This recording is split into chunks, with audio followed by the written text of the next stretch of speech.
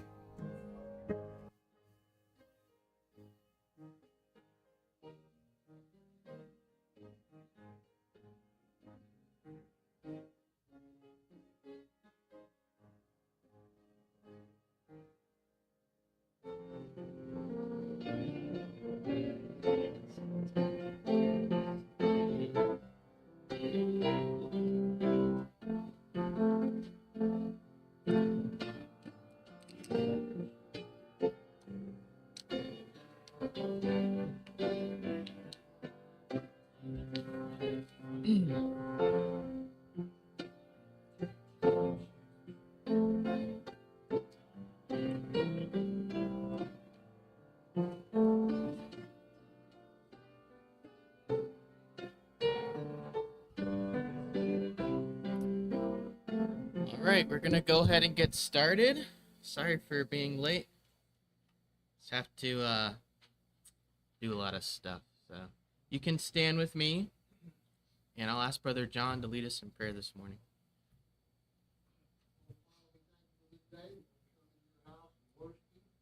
Sing praises to your holy name. In fact, those who can't be here today, dear Lord, for whatever reason, we have afterwards, you can come from surgery, keep it from protection, heal him up, keep him out of pain, back to him around, doing things. Brother Rick, his faith, and I'll be Bella, and we don't keep you today. We pray that you bring back to you again, and that you be in our hearts today, and just open up our minds to the message that we're going to receive today, and that it home and apply to our hearts. We ask these things in Jesus' name. All right, you can take your books and turn to page 347 for our Sunday morning song. Page 347, Wonderful Words of Life.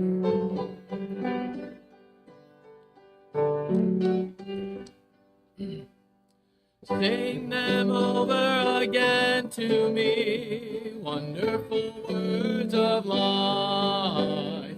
Let me more of their beauty see, wonderful words of life.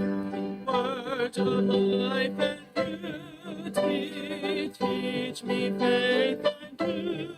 Beautiful words, wonderful words, wonderful words of life. Beautiful words, wonderful words, wonderful words of life. Christ the Blessed One gives to all wonderful words of life. Sinnerless to the loving call, wonderful words of life. All so freely given, wooing us to heaven. Beautiful words, wonderful words, wonderful words of life. Beautiful words, wonderful words, wonderful words of life. Sweetly echo the gospel call, wonderful words of life. Offer pardon and peace to all, wonderful words of life. Jesus, the only Savior, sanctified forever. Words, wonderful words, wonderful words of life. Beautiful words, wonderful words, wonderful words of life. Amen. You may be seated. We're going to get into the morning lesson. Is this too loud? Sound good? Good? All right. We're going to do something a lot different today, but I think it'll be good. I'll just be testing you on what we've been learning, pretty much, to put it in practice instead of me up here talking all the time, you know, which gets annoying for me, hearing myself talk. All right, let's see if I have the right thing. Okay. All right, so last week we focused on the very first step of the Columbo tactic, which was... Okay. Well, okay, so that's the first question. So gathering information, that's the first tactic.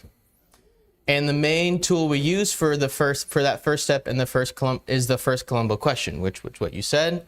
What do you mean by that? So there were 3 key reasons that we pointed out why this question is so useful in conversation. Why do we start off with this?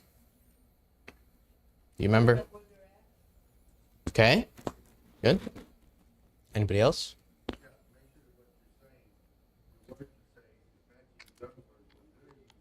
Mm-hmm. Good. Avoids misunderstanding. So it keeps you from misunderstanding them, right? Because if you actually know what they're saying, you can understand what they're saying. Wow, shocker. Really? So most objections people raise sound strong, but are actually pretty vague. This first question that we're asking forces clarity and protects you from jumping to conclusions. You never want to jump to conclusions in anything. It's humility in action, exactly what Proverbs 18:13 warns us about. Right?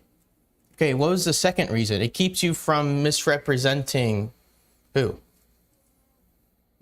Them, yeah. What does that mean?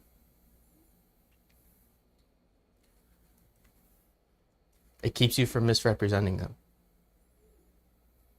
Don't think too much about it. It's very simple. If you understand what they're saying, what does that mean to represent them correctly?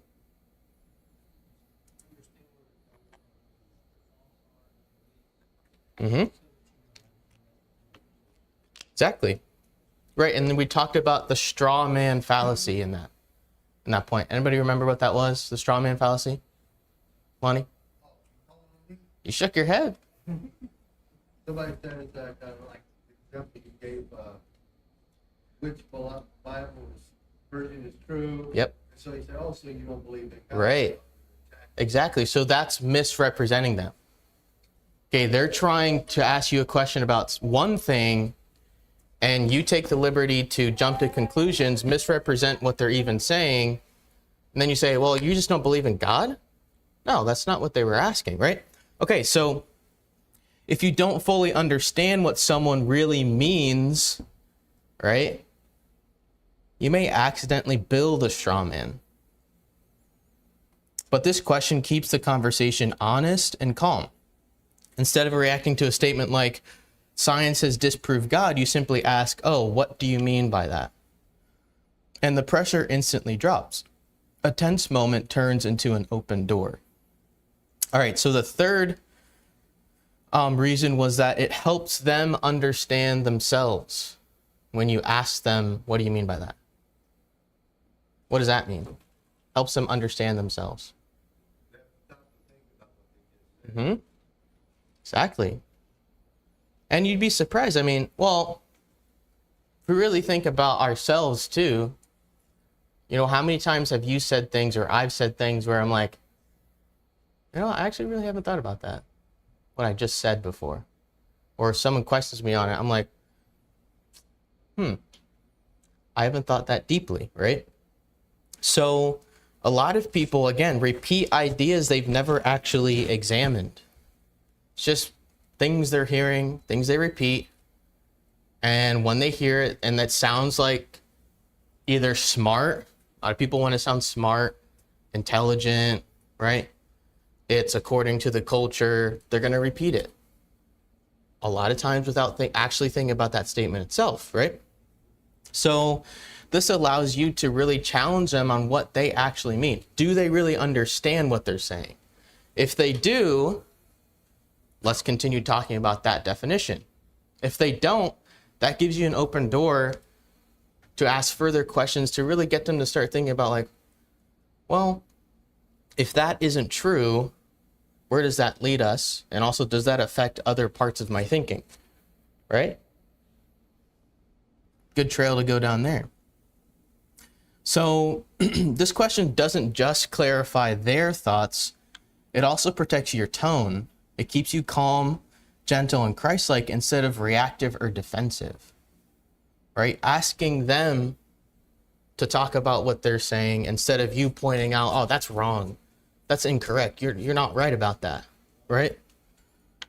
Getting them to actually come to that conclusion themselves. That's what's important. You're trying to get them to come to that conclusion instead of you trying to push them towards that, right? Which a lot of times just shuts down conversation. So before you respond, explain or defend your truth, slow down and ask this question first. It buys time, lowers tension, and reveals what's really being said and keeps your words full of grace and truth. Simple, biblical, and foundational. Sound good? Sounds good to me. It's very easy to use too. All right, so that was the recap. So today, this is where it's going to get a lot different. And I need you guys to participate as best as you can, all right? Or it's going to be really awkward and silent. I'm just going to be standing here doing nothing. So I'm not going to go on until you respond, all right? So I want to take a few minutes in this lesson to actually practice what we learned last week, or the last 2 weeks. It's one thing to understand the tactic in theory, right? How to use the question, but it becomes a whole different skill when someone challenges you in real time. So what I'm going to do is walk through a couple of short mock conversations. So I'm going to be a skeptic. All right. I'm going to make a statement. You guys are going to respond using the first tactic. Gathering information and using the first question. What do you mean by that? Or some variation of it. So then after that, you keep asking clarifying questions as the conversation unfolds. All right. So I tried to account for all of the responses by everyone and write appropriate responses to it. So the entire goal here is simple. It's to train your reflex. So if I say a statement, automatically, what do you mean by that? Specifically, maybe it's a specific word. I don't know. Maybe it's the whole statement. But I'm trying to get you to automatically think, or without thinking, what do you mean by that? When anyone says a statement, all right? So we're practicing how to stay in step one without jumping ahead, without preaching and without panicking. So we're just listening, just gathering information, and just being a calm, caring gardener. So before we begin, again, the reminder is in step one, if you remember, you're not allowed to give your opinion yet, right? You're not allowed to preach. You're not allowed to share a Bible verse yet, which sounds crazy, but you're just being patient. Again, you're gathering information so you can appropriately prescribe the medicine that you need to give. All right. So no defending Christianity, no statements, only questions. That's the only way you can respond. Only using a question. If you feel like the urge to argue, the urge to make a statement, that's your sign to go back to step one. Okay, how can I make this statement that I'm thinking of into a question? All right? Sound good? Does that make sense? Okay. All right, so here's the first challenge. I'm going to have 3. They all hit different. One's philosophical, one's moral and cultural, and one's religious. That vein. All right, so challenge 1 is about truth is relative. All right, so just think about that. Truth is relative. So I'm going to step in my skeptic garments now, and I'm going to say, this is my statement as a skeptic. Honestly, truth is relative. What's true for you isn't necessarily true for me.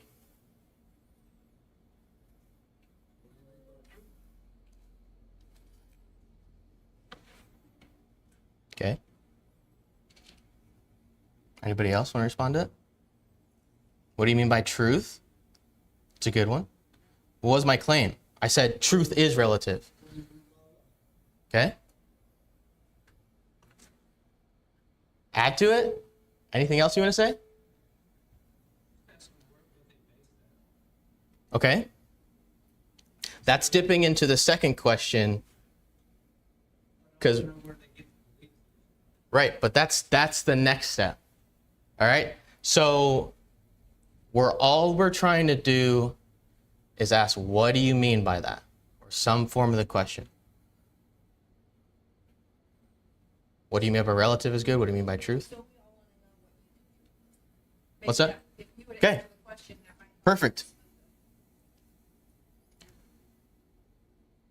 So when you say, what do you mean by truth is relative? Or, yeah, I say, I mean everyone has their own truth. You have your truth, I have my truth. What's true for you is true for you, but not true for me. What's true for me might not be true for you.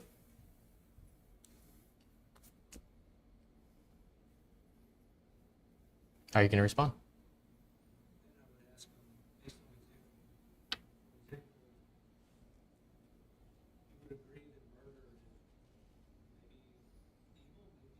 Okay. Okay.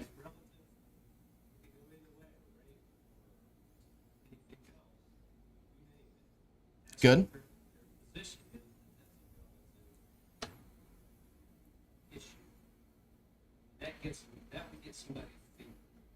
Okay.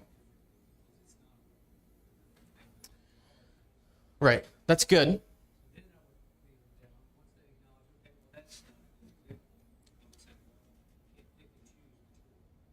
Okay. Good. So how do we get there to the point? Because, okay, if you ask someone, this is what I find. Is this loud? It's really loud. So this is what I find. If I jump to that conclusion, which is good, that's what we're trying to get to, all right?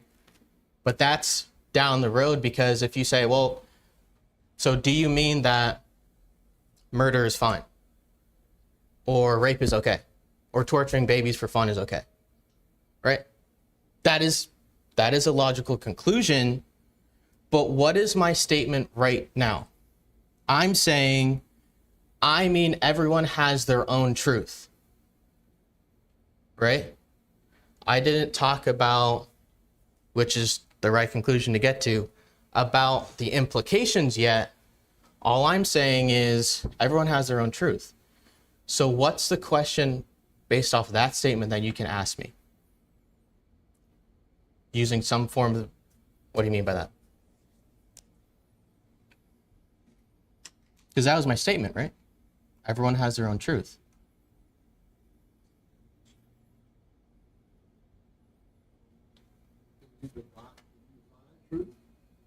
Okay, what do you mean by your own truth? Right? Because I'm saying I have a truth and you have a truth, right? So we have to ask, what do you mean by your own truth? Right?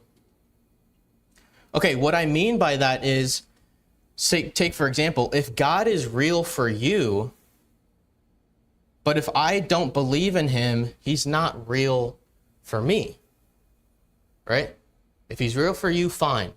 But if I don't believe, he's not real for me. That's what I mean by that.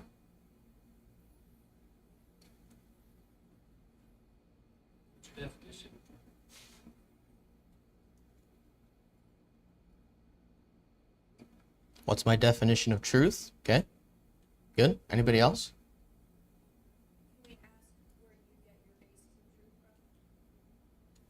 Yeah. Well, again, that's the next step. All we're trying to do is address my statement. My statements, right? I said, as an example, this is what I mean by truth. If God is real for you, fine. If I don't believe in him, he's not real for me. That's my definition. It changes. You have your truth, I have my truth.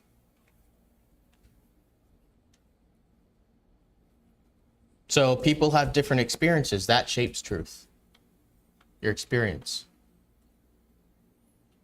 So how can you respond by that? To that, using the form of what do you mean by that? Again, focus on exactly what I'm saying. Don't jump ahead, right? To the implication. Focus on what I'm saying right now.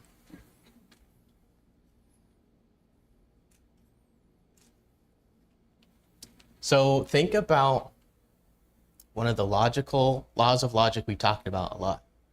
Law of non-contradiction. How does that apply here? I'm saying if God is real for you, fine. But if I don't believe in him, he's not real for me. Does that break the laws of logic? What's the law of non-contradiction? Remember that? Look it up. Get your phones out. What is it? What is the law of non-contradiction? Because I'm saying I'm using this law and I'm breaking it right now in that statement. And that's where you can use a question exactly using that statement to ask your next question. I'm saying God is real for you. Cool. He's not real for me. He can be real for you if you believe it enough.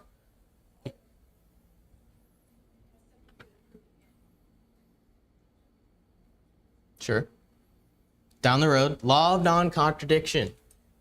Anybody have it? Logical law of non-contradiction. Law of non-contradiction says it's chocolate, that the chocolate cannot be both in your hand and not in your hand at the same time. Ah. So if I'm saying God is real for you, but not for me, is that logically possible? Can he be both real and not real at the same time and in the same sense? No. Okay, how do you form a question? Using that. Okay. Think. I just gave you the question, right? What did I just say? Two things can't be, right? So what can you say? I just said the statement. How do you form that into a question?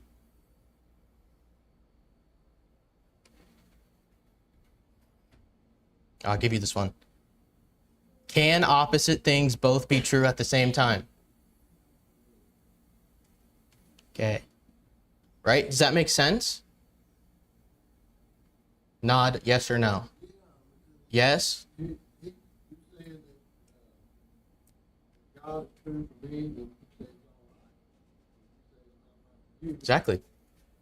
You're breaking the law. He's either true, he's either real, or he's not real. Right? But you just said a statement that says if he's true for you, if he's real for you because you believe it enough, then cool, he's real. I just don't believe, so he's not real. Do you see it? Nod, yes or no. I need feedback. Yes? Okay, cool. So then you're going to use that and say, all right, I see you're breaking this law here. You said something is true at the same time, but isn't true, right? There's a problem there. So you're going to form the question, can opposite things both be true at the same time? Right? That's the next logical question to ask. So I'm going to say, well, depends on your perspective. Your perspective, right? Because I'm saying truth is relative, right? Depends on your perspective. Reality is constructed by your mind.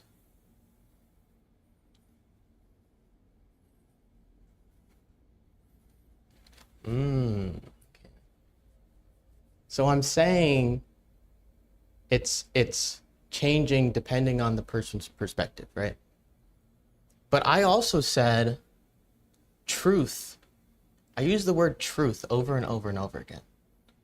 But then I say it changes depending on how you look at the world, right? What's a question you can ask?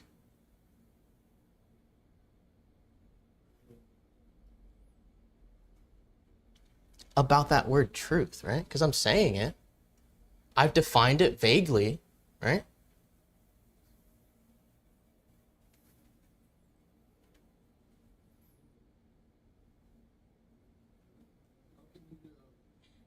Say that it's true for me, but not for you. Okay, good. Which I'm going to say it's because our perspectives are different. You've grown up a different way than me. You've lived a different life. You've been taught. Either you've grown up as a Christian in a Christian home, right? And I've grown up as an atheist. And that defines truth, your perspective.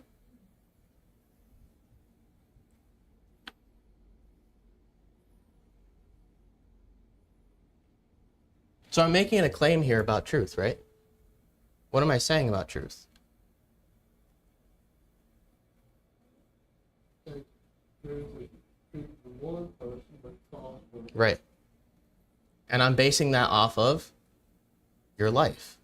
Everyone has a different life, so everyone has to have a different truth, right? Okay, there you go. Where's the question? I just said a statement, right? Okay, form a question based off that.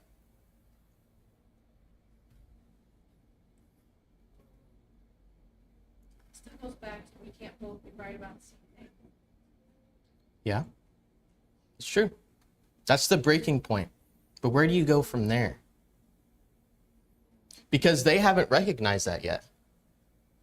They're saying, because I just responded again, it's your perspective. Your perspective determines your truth.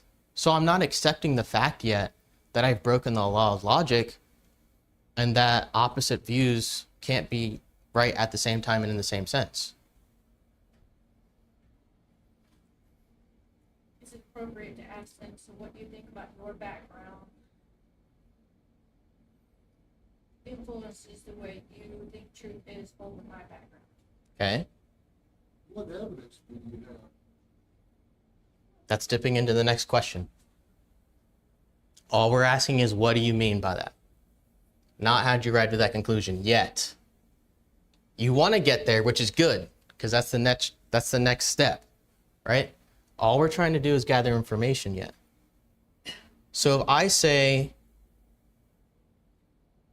depends on your perspective, truth depends on your perspective, and reality is constructed by your mind, how can you gather information about that? More information. We need more. Because you don't understand it yet, right? Ask questions. What did I just say? Good. It's that simple. It's really that simple. Whatever words he used, form it into a question. Don't overthink it, all right? It's very easy to get in our own heads, right? But just, even if you think it's a bad question, ask it. That's what I do. I just ask all different types of questions, all right? Even if I think I understand it, all right? So, very good. What do you mean by your perspective, right? And I would say to that, well,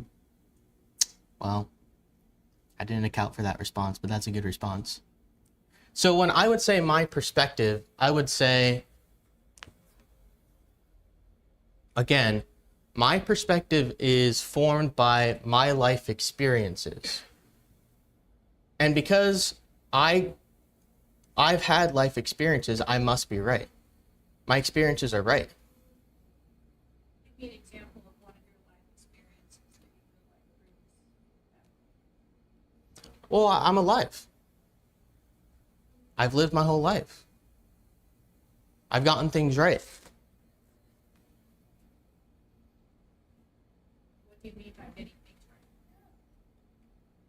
right? I mean that I've thought things, I've acted upon them, they've been correct. Therefore, I followed that, and I came to the conclusion that whatever I think is the truth. So Whatever I want to believe is the What truth. does it mean? Truthful thoughts. What is truthful thought? Okay. Good. What do you mean? What was that question again? What is it truthful? What does it mean?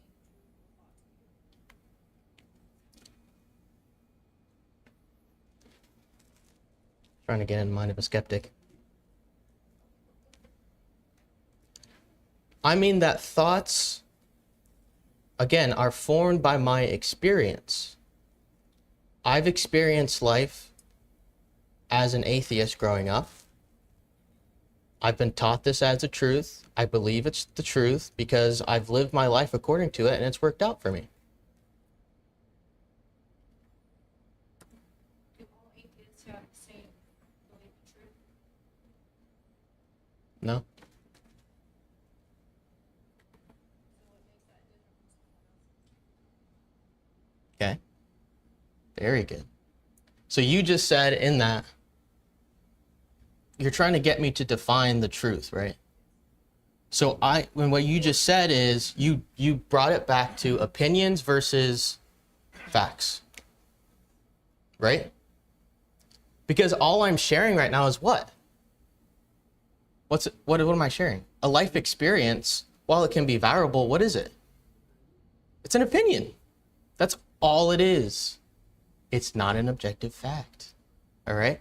So when I said, well, it depends on your perspective and reality is constructed by your mind, is that an objective truth? What am I saying about truth there? You can ask, when you say truth, do you mean objective facts or opinions? Right? All I've shared so far is an opinion. I think this. I believe this. Right? Okay. So we need to dig deeper on, do you mean facts when you say truth? Or do you purely mean whatever you think goes? Right? Getting to what Scott was talking about, to that logical conclusion. Okay. So you just asked me, when you say truth, do you mean facts or opinions? And I would say it depends. Some things are opinions and some things are facts. Well, what did I just say? Good. That's good. But I just yielded to you in some way. I started out by saying all truth is relative. But then what did I just say? There are facts and there are opinions. So what did I just yield? Yes. Not everything is relative then. If facts do exist, not everything is relative. Okay. That's a springboard there, right? We can bounce off that. So I would say, okay, not everything. Facts are facts. So I yield that point. So not everything is purely relative. Facts are facts. What could you ask then? If I'm yielding that facts exist, but I'm still maintaining that truth is relative,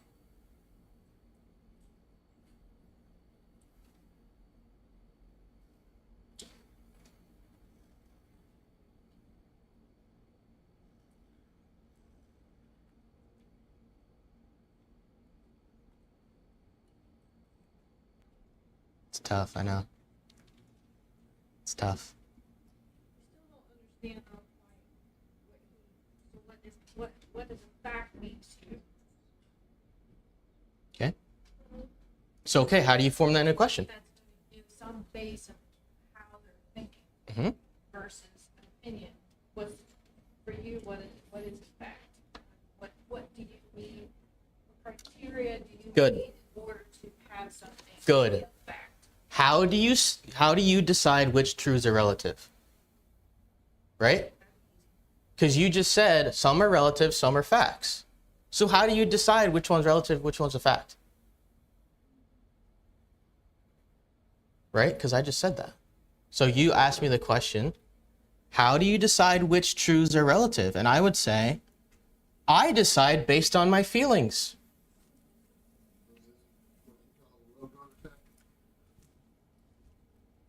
Sure, if you want to use that. I decide based on what feels right. If it feels right, that's the truth for me. There's so many ways you can go down this. That's the fun part.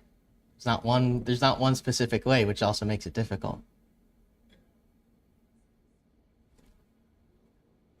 I would also say, ooh, this is a good one. Culture decides what's right.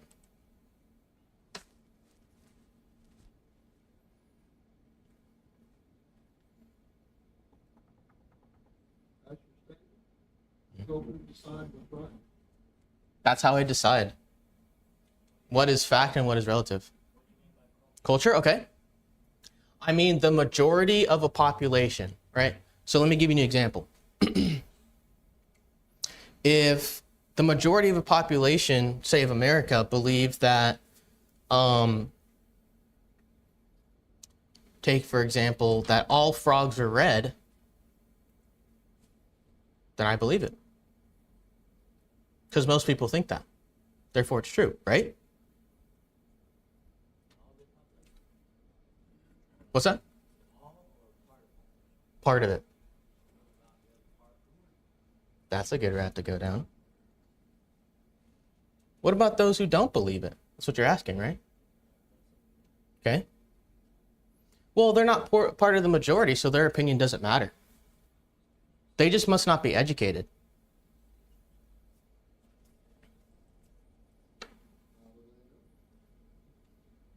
Okay. Is that a form of question? What do you mean by that?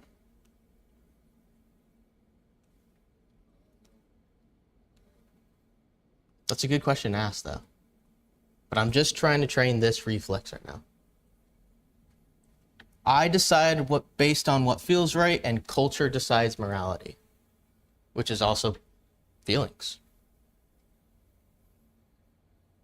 We've defined culture, what that means, given an example. How could you ask a question to further the conversation?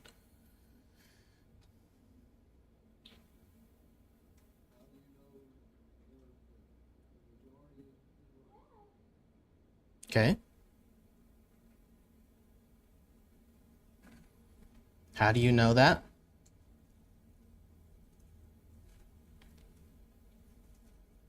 But again, we're trying to address the statement, truth is relative.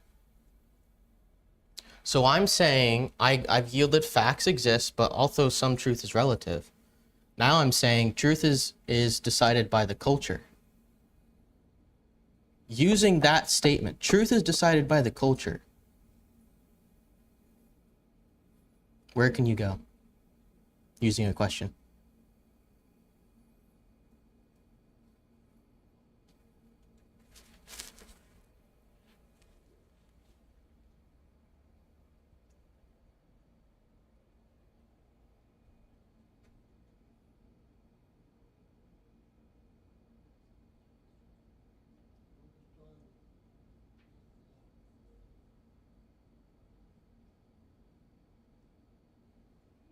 Did I just use a relative truth or an objective truth to say that?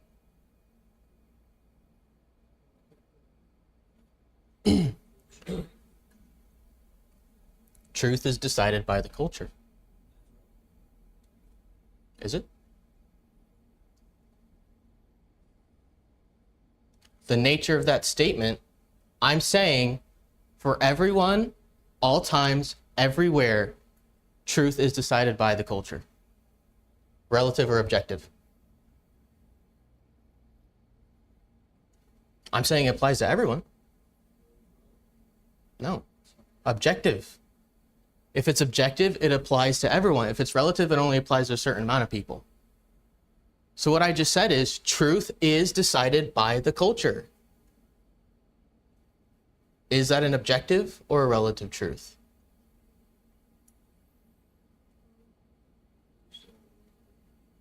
What's that? Exactly. Where you can go from there. It's an objective truth. When I say that, that's an objective statement. It's not qualifying. I'm saying objectively, absolutely, truth is decided by the culture. Yet I still maintain truth is relative. What? You see the problem? The difference between truth and procedure. Okay, good. But how can you use that? How can you use what I just said? I just use an objective statement, yet I say I believe in only relative truth. And John, you said it. Roadrunner.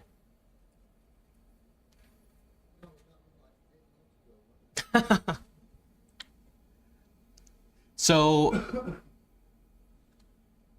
seeing that, right? I say truth is relative. And then I say truth is absolutely, objectively decided by the culture.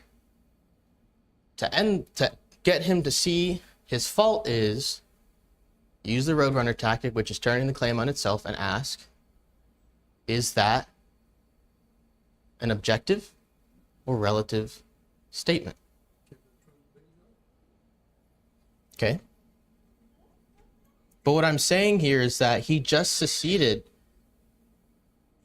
that he believes in objective truth because he said truth is decided by the culture.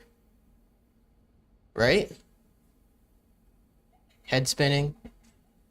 It's tough, I know.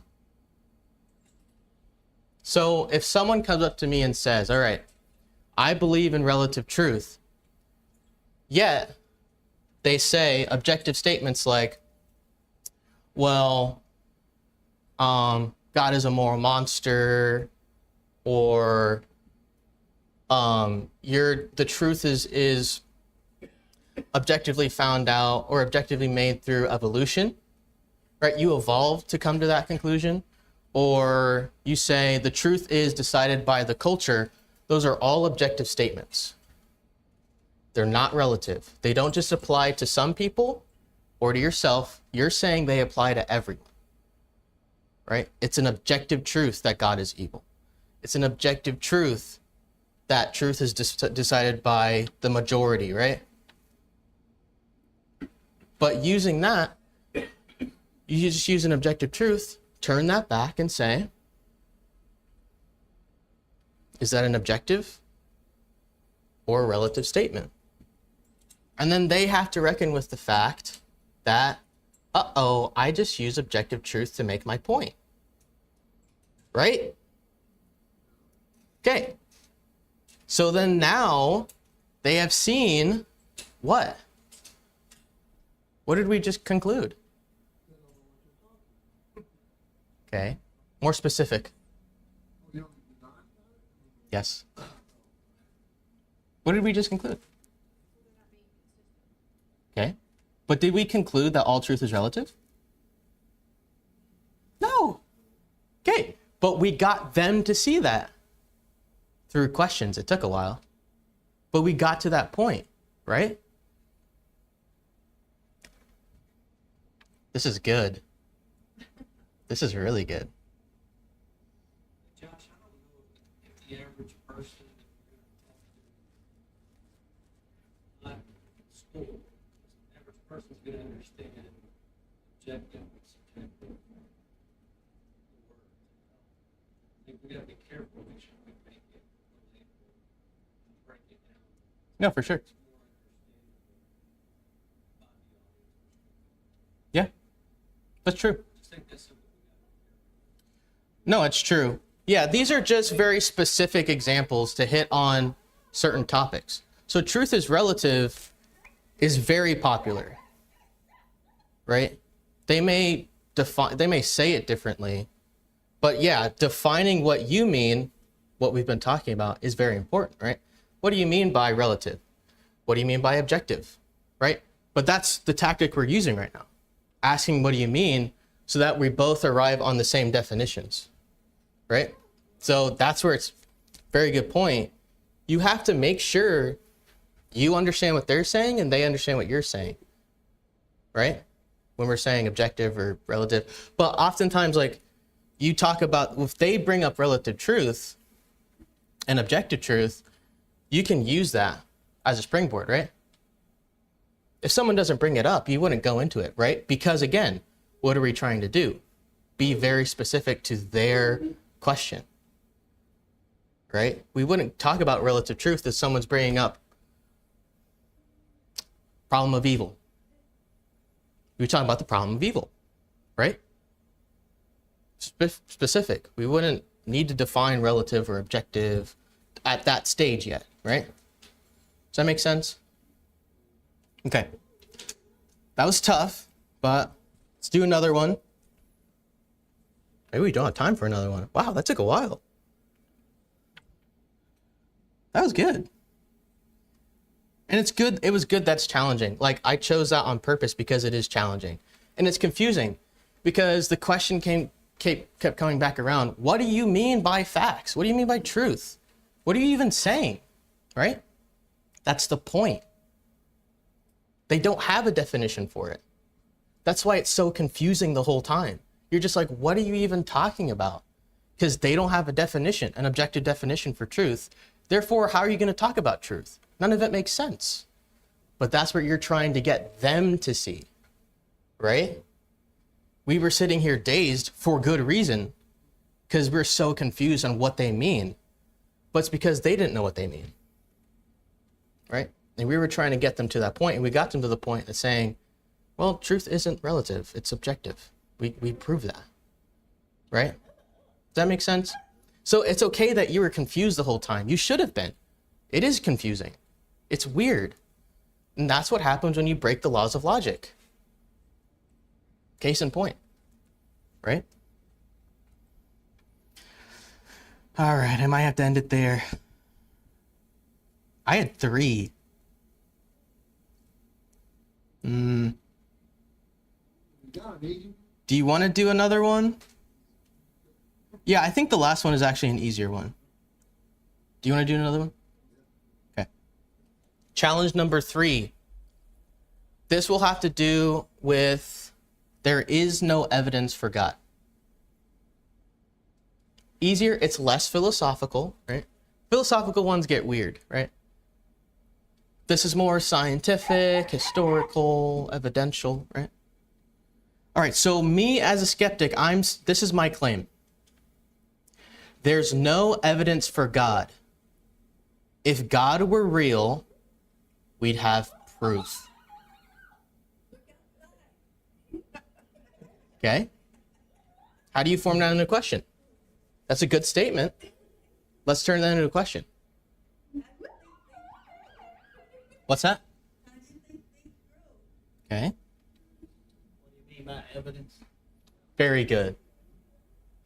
They're throwing around evidence and proof, right?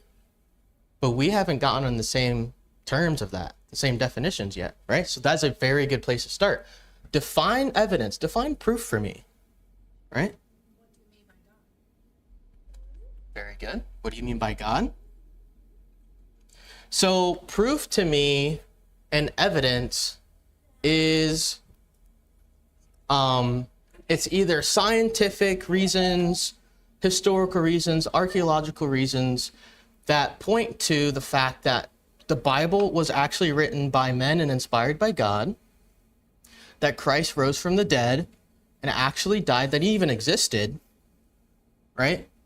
And that the New Testament church actually existed and propagated Christianity throughout all the world. That's what I mean by proof and evidence.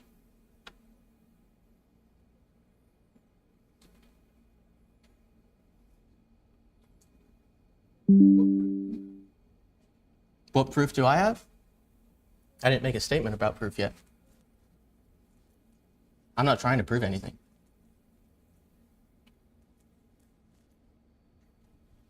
All I said was there's no evidence for God. If God were real, we'd have proof.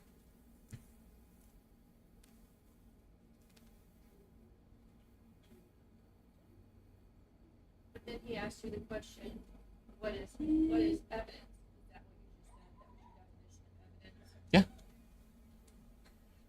I just gave you like the clearest example, right? I want historical, I want scientific, I want archaeological. I don't just want your opinion. That's what I mean by evidence. I don't know if it's jumping ahead, but maybe you said so, like, prove something to you through those, your criteria, would you accept it as evidence? I get too far down the road. It's a good question to ask.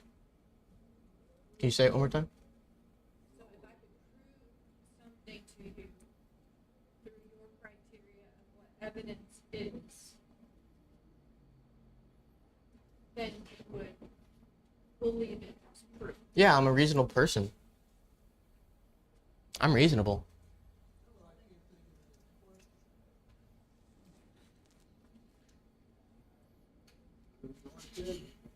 You want them top three, the top three, the top three. Mm-hmm. What other question can you give other than to say, look, here's the proof? What would you have? Let me say, instead of saying historical and archaeological, I mean, evidence means science. Something measurable.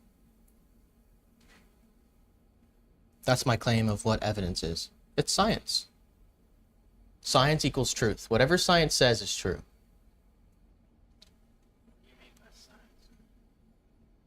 Okay? I mean the scientific method. Forming a hypothesis, testing it, coming to a conclusion, seeing if my hypothesis was correct. If not, reform an experiment. And that's how I determine what's true.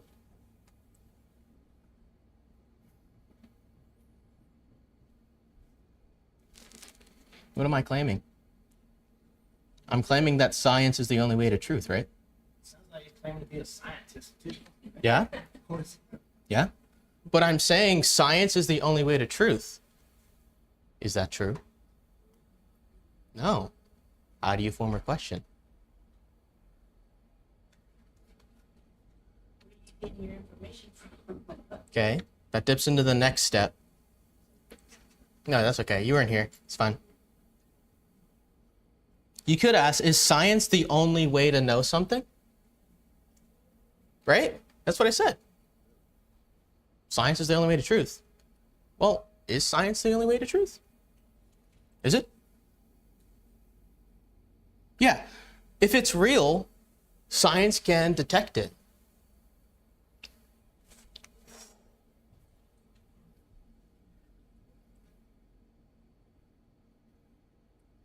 If God made the world, science should detect him. But what does science address? Physical, visible. Yes. Good. Does science really talk about spiritual things? Yes, Sometimes. What do you mean by that? because I think there's some things I think science does bring to existence. It does. But using physical measures. Right? So science address what is physical, what we can see, right? It does test certain laws, but we can apprehend those laws, right? They're invisible, but we can detect them too. So I'm saying that everything is real. Everything real is visible. That true? How do you form a question on that? Exactly. So how do you form a question? How do you form a question based off that? So is everything real visible? Ah, yes. Perfect question. Do you believe everything real is visible? Like I know I'm breathing, but I can't see my breath. You could also ask, how do we measure a non-physical God with physical tools? Right? That's what science addresses.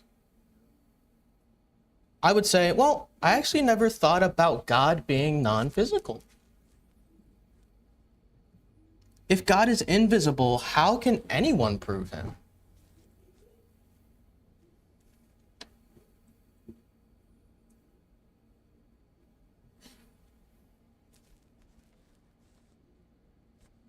I just asked, right? How would anyone prove him if he's invisible?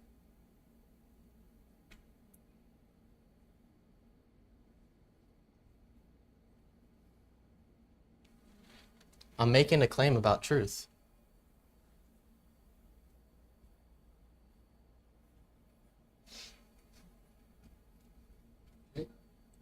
What's that? You can't? Beyond a reasonable doubt, you can. So I'm making a claim about truth. You could ask, are you saying no evidence exists or just none you accept? Right? Because he's saying no proof exists. And then he asks the question, how would you even do it? Right? So you could ask, what effects would you expect if God existed, right? Could draw to the invisible laws of gravity, for example. We don't see gravity, but we know it exists, right? Same thing with God. We talked about that. Remember that? We see him, we prove him by his effects, right?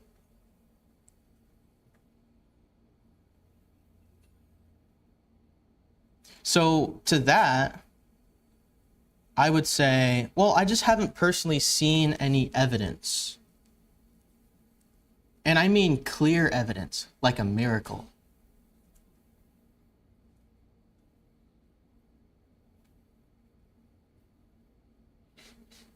But I think if you were a scientist at this point, like when you're talking to another person on a scientific level, they would have something that I can't, because I'm not a scientist. Mhm. But they would have something that they could come back with that says, okay, so what about the distance the Earth is from the sun? In fact, we can't see nature, we can't see the change, all that. We can't see that happen, but we can see the effects of it. Yep. So, does truth have to be everything we can see? Right. Or can it also be the effects of something?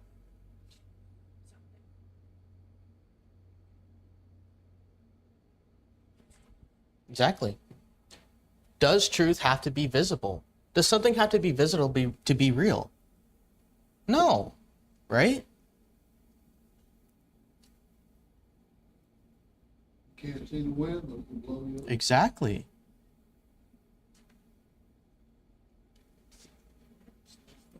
To that, I would say, well, I've never really thought about the evidence that I'd need then. Because all I've thought about was the physical realm. All I've thought about is what you can see, feel, touch, right? I've never thought about the non-physical. It's very interesting. Thank you for sharing that with me, right? All right, so what changed? Did the skeptic actually prove anything with this statement? No. Or did their claims shrink the longer we questioned them? Right? We got to the point of them saying, oh, I've actually never thought about that before. Never thought about how we would test or prove God, a non-physical being, right? Interesting. But we got there by, again, questions. We're using questions. That was really difficult, but you did very good. And again, those are specific examples. Again, when talking to everyday people, I use these because they're very extreme. You had to think a lot. So when you talk to everyday people, you're going to be like, oh, you made a statement? What do you mean by that? Right? And then you can scale it up depending on what they're talking about, right? Maybe it's a difficult scientific issue, philosophical issue, moral issue, right? But I use these more difficult examples to get you to think through it, think about exactly what they're saying, how to form a question based off of it, right? So we're definitely going to do more of this. Because do you think it was helpful for you to think through, form questions, right? Good. I'm glad to hear that. All right, let's end off in prayer. 2 minutes over, well, 7 minutes over, and then we'll get started with the morning service. Lord, thank you for this day. Thank you for this teaching hour. Just pray, Lord, that those who were thinking, those who interacted, would be able to grow from this. Lord, learn how to use proper questions and proper timing in specific situations, to really dig deeper, to really understand what people are saying.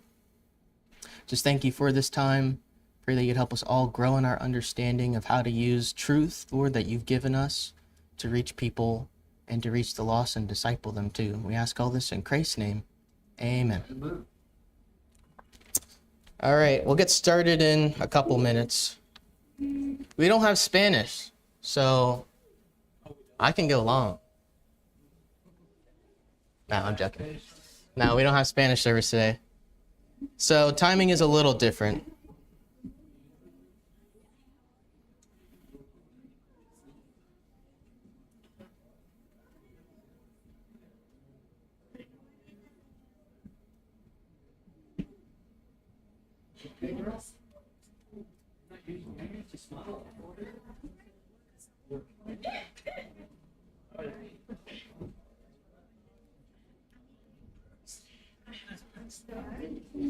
Yes.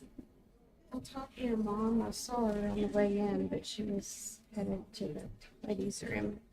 So I guess we'll figure out which one of us is running For service. for morning? I was I think she was. Yeah. I was supposed to play, but I got stuck in traffic. Yeah, no and I problem. got worried about not getting Right. Right. I think she was planning for you to play, but you can ask her for sure. Okay. Yeah. All right. Sounds good.